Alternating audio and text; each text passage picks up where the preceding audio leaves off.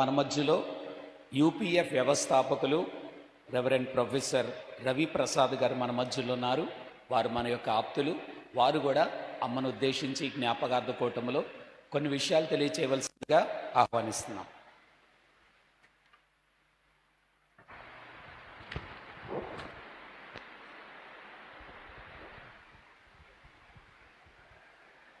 అందరికీ మరణాత. మరణాత అనే పిలుపు మనందరి అభివాద పిలుపు. మరణాత అంటే మనందరికీ తెలిసినట్లు ప్రభు అయిన యేసు త్వరగా రమ్ము అనే అర్థం. ఈ అర్థానికి మరొక భావాన్ని కూడా జత చేసుకొని అమ్మా నువ్వు కూడా త్వరగా రమ్మా అని తల్లిగారిని కూడా జత చేసుకుంటాం. మరణాత అనగానే మన అభివాదమే కాకుండా తల్లిగారితో అనుబంధం కలిగిన వాళ్ళందరికీ తల్లిగారిని కూడా మళ్ళీ మనం ఆహ్వానించుకుంటున్నాం, పిలుచుకుంటున్నాం. ప్రభువుతో పాటు ఆ మహిమ మేఘంలో తను వస్తుందని ఆ నిరీక్షణ కలిగి ఉన్నాం అనిపిస్తుంది.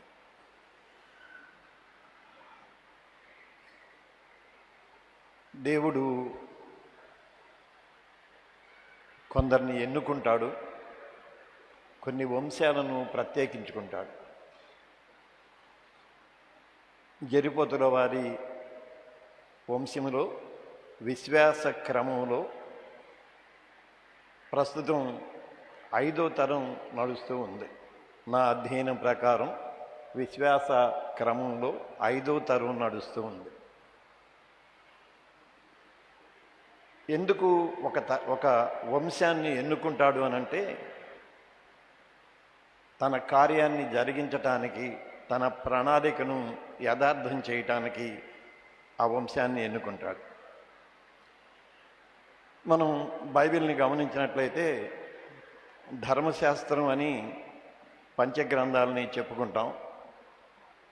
వాటిని తరాలకు మనం అన్వయించుకుంటే ఆరంభం, ప్రయాణం, అర్చకత్వం, సంఖ్యాబలం, పునరావృతం, ఇలాగూ ఆ పంచగ్రంథాలు మనకు అర్థమవుతూ ఉంటాయి.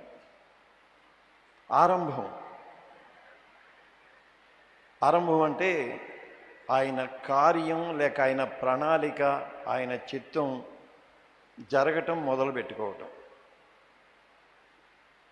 జరిపోతుల వారి వంశాన్ని 5 తరాల క్రితం ఆరంభించుకున్నారు. పల్నాడు ప్రాంతంలో ఆరంభించుకున్నారు. ఆ ఆరంభాన్ని దేవదాసాయి గారు జేగురుపాడులో ఆరంభించుకున్నారు. 2 ఆరంభాలు అక్కడ మనం చూస్తాం. ఆ తర్వాత ప్రయాణం అంటే ఆరంభ విస్తరణ అని మనం చెప్పుకోవచ్చు. పల్నాడు నుండి గుంటూరు వరకు జరిపోతుల వారి ఆ 2వ తరం ప్రయాణించి స్థిరపడటాన్ని మనం చూస్తాం. అలాగే దేవదాసాయి గారు కూడా ఆయన ప్రయాణాన్ని అనేక ప్రాంతాల్లో కొనసాగించుకుంటూ వచ్చాడు. 3వ తరం నుండి అది అర్చకత్వం వైపు వెళ్ళింది. అంటే యాజకత్వం, అర్చకత్వం వైపు వెళ్ళింది. తల్లిగారు అనే పిలుచుకుంటాం. అమ్మగారు అంటే కూడా తల్లిగారు అంటేనే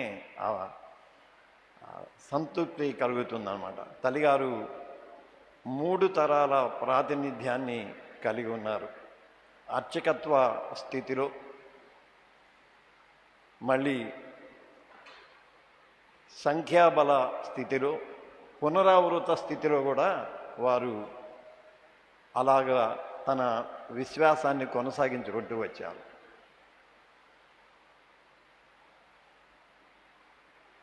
జరిపోతుల వారి కుటుంబంలో అర్చకత్వ బాధ్యతలు లేక యాజకత్వ బాధ్యతల్ని ప్రియులు దైవజనులు సెల్వరాజయ్య గారు అందిపుచ్చుకున్నారు.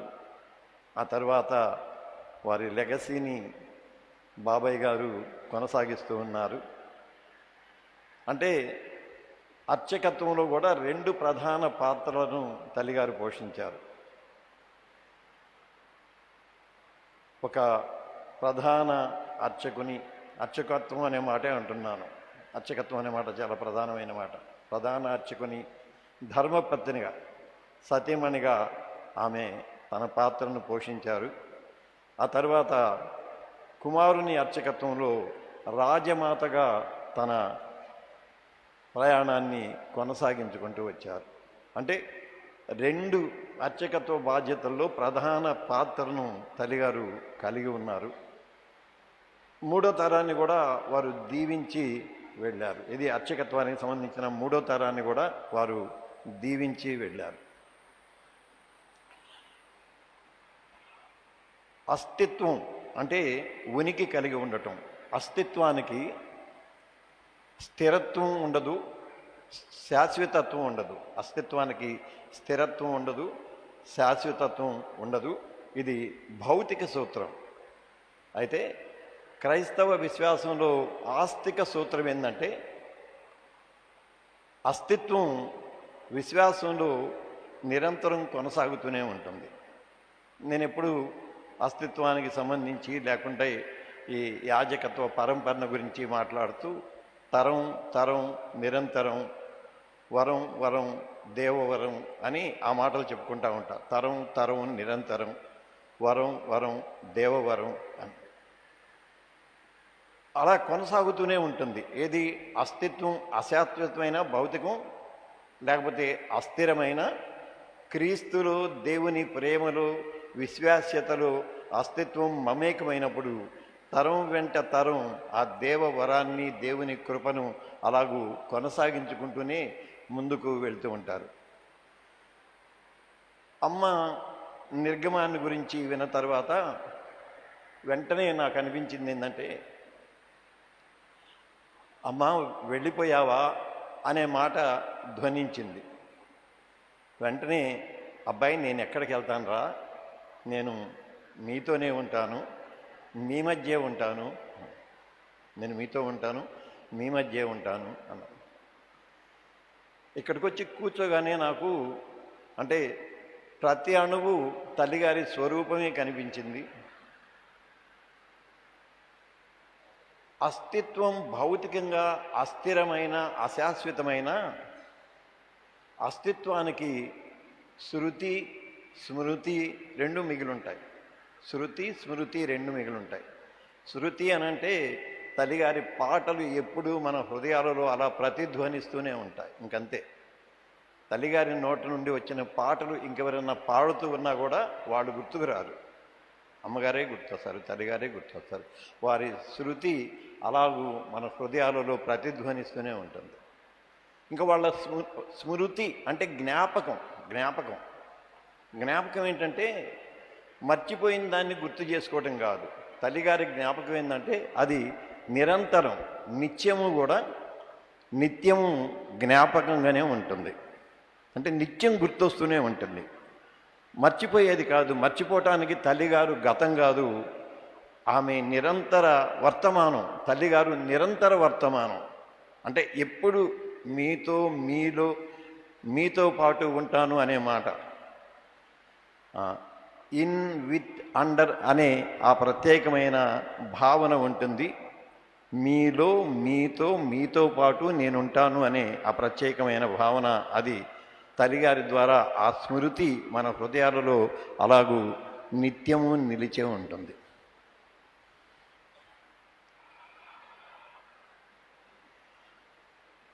ఆంధ్ర సవార్థిక లూథరన్ సంఘ అధ్యక్షుడిగా పనిచేసిన కాకి నతనేలు గారు వారి చరమాంకంలో యునైటెడ్ పాస్టర్స్ ఫెలోషిప్ మీటింగ్స్కి వచ్చేవారు. నాకు బంధువు, మామగారు అవుతారు. భోజనం చేసేప్పుడు వారు ఒక మాట అన్నారు. నేను మంచాన పడి చావాలని ఉందరా అన్నాడు. అంటే తనన్నమాట. మంచిగా ఉన్నాడు. అంకుల్ ఏంది ఇలా అన్నారు అన్నాం మేము. భోజనం వడ్డిస్తూ ఉన్నాను నేను.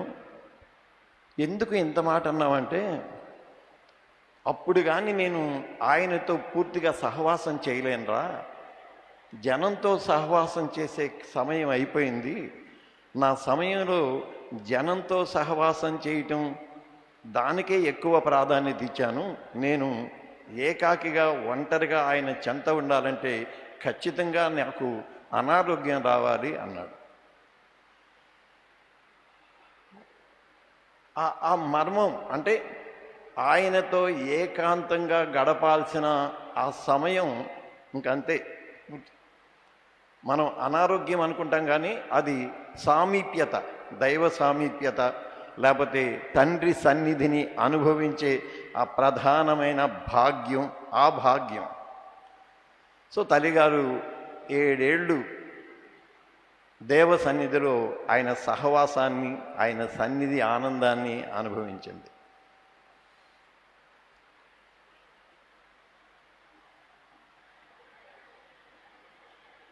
తాను అంటే ప్రభువారు పడిన శ్రమలను జ్ఞాపకం చేసుకుంటూ మనం ఆంధ్ర క్రైస్తవ కీర్తనలో వాటిలో పాడుకుంటాం.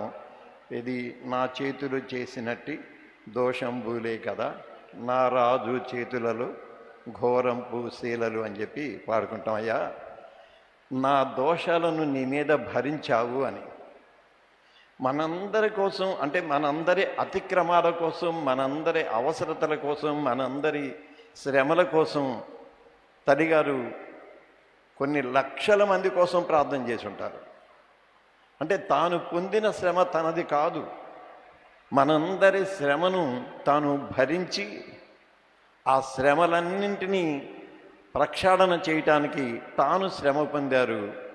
సరే, అందుకనే శ్రమల కొరిమి అన్నా, శ్రమల పండుగ అన్నా, శ్రమల కిరీటం అన్నా అది మనందరి పక్షంగా తల్లిగారు చేసిన ఒక ప్రక్షాళన పరిచర్యగా మనం ప్రస్తావన చేసుకోవాలి.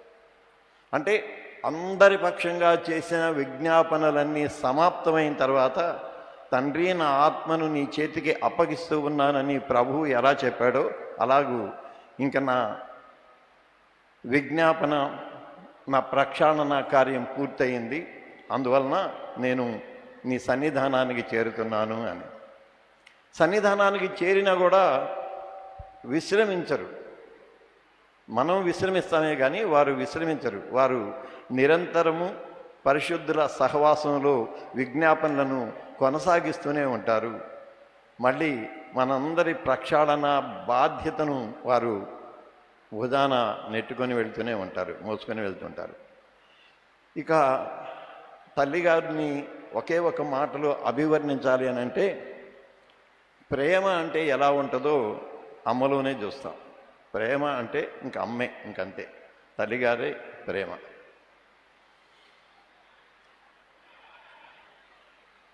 మా పెద్దమ్మాయి వివాహం తర్వాత 5 ఏళ్ళు పిల్లలు లేకపోతే అమ్మతో అంటే ఒకసారి తోటకి తీసుకురా నాయనా అంది.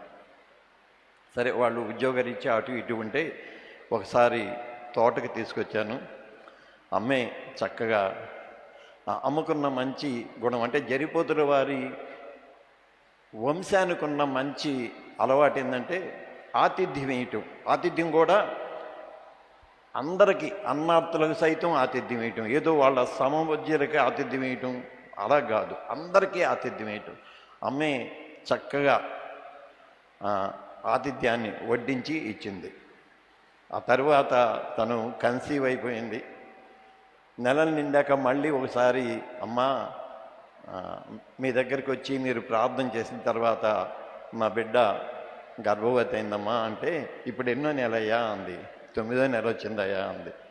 నాకు ఎప్పటికీ గుర్తు, దాదాపు ఎంతెత్తు టిఫిన్, ఎన్ని రకాల వంటకాలు సిద్ధం చేసి పంపించింది, ఇంటికి పంపించింది.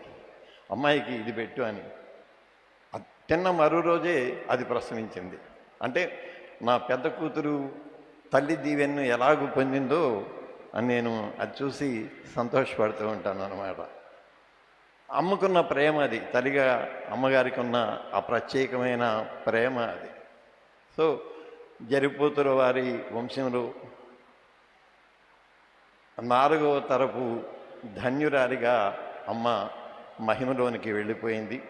అయితే ఆ లెగసీని, ఆ పరంపరను చెప్పని, తరం తరం నిరంతరం వరం వరం దేవవరం అని ఆ పరంపరను కొనసాగించాల్సిన బాధ్యత తదుపరి తరం మీద ఉంది. బాబాయ్ గారి మీద ఆ భారం ఉన్నది. చిన్నమ్మ గారి మీద, ఇంకా చిన్నమ్మ అనకూడదు, చిన్నమ్మ ఇప్పుడు మనకందరికీ పెద్దమ్మతో సమానం. అమ్మ మీద ఆ బాధ్యత ఉన్నది. మళ్ళీ వాళ్ళ తరువాతి తరం మీద ఆ బాధ్యత ఉన్నది. తల్లిగారి దీవెనతో ఆ బాధ్యతను వారు ముందుకు కొనసాగిస్తూ అనేక తరాలకు ఆశీర్వాదకరంగా ఉండాలని, వారి ప్రేమలో అంటే అసలు ప్రేమ అనే దానికే మారు రూపంగా ఉన్నారు కాబట్టి వారి ప్రేమను అందరికీ పంచుతూ అనేకులకు దీవెనకరంగా ఉండాలని ఆశిస్తూ తల్లిగారిని బట్టి దేవునికి వందనాలు చెల్లిస్తూ వారు నిరంతరం మనతో ఉన్నందుకు దేవునికి స్తోత్రాలు చెల్లిస్తున్నాను. ముఖ్యంగా ప్రియులు బాబాయ్ గారికి హృదయపూర్వకమైన కృతజ్ఞతలు తెలియజేస్తున్నాను. అందరికీ మరణాత. ప్రొఫెసర్ రవి ప్రసాద్ గారు మన యొక్క చరిత్ర, బైబిల్ మిషన్ చరిత్ర, అలాగే బేతెలోస్ యొక్క చరిత్ర చాలా రీసెర్చ్ చేసి వారు సేకరించిన వారై ఉన్నారు. అమ్మను గురించినటువంటి అనేక విషయాలు తరతరాలుగా కొనసాగుతున్న ఆ ప్రేమ బంధాన్ని గురించి మనందరికీ ఆదరణ పలుకులు తెలియజేసినందుకు వారికి సభ తరపున కృతజ్ఞతలు.